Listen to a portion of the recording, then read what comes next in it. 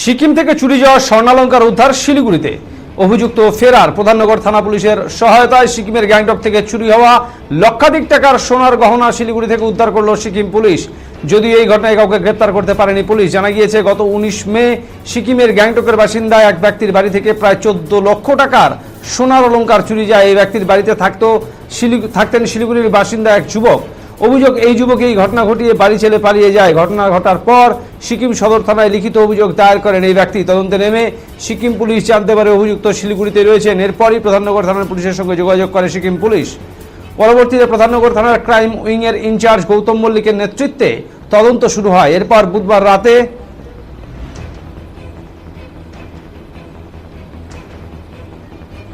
অভিযুক্ত যুবকের বাড়িতে অভিযান চালায় পুলিশ। অভিযুক্ত যুবককে বাড়ির মধ্যে অভিযান চালিয়ে অভিযুক্ত যুবকের বাড়ি থেকে উদ্ধার হয় 97 গ্রাম স্বর্ণালঙ্কার, যার বাজার মূল্য প্রায় 7 লক্ষ টাকা।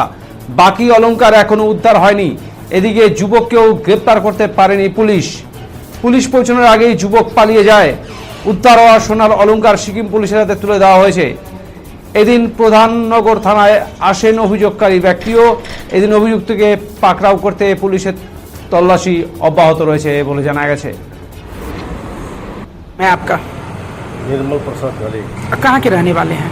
सिक्किम गैंगटॉक। सिक्किम गैंगटॉक। अच्छा, क्या हुआ था, घटना क्या हुआ है?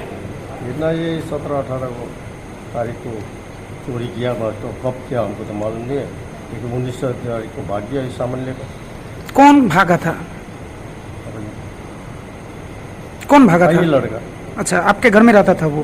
अच्छा, तो क्या क्या लेके गया था?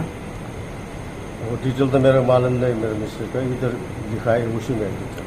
अच्छा, आप लोग को कब पता चलता है?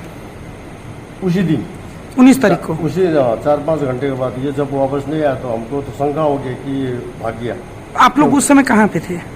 पूजा कोठा में थे, बोल रहा था 2 घंटे के बाद आया अच्छा पूजा से। अच्छा। तो उसी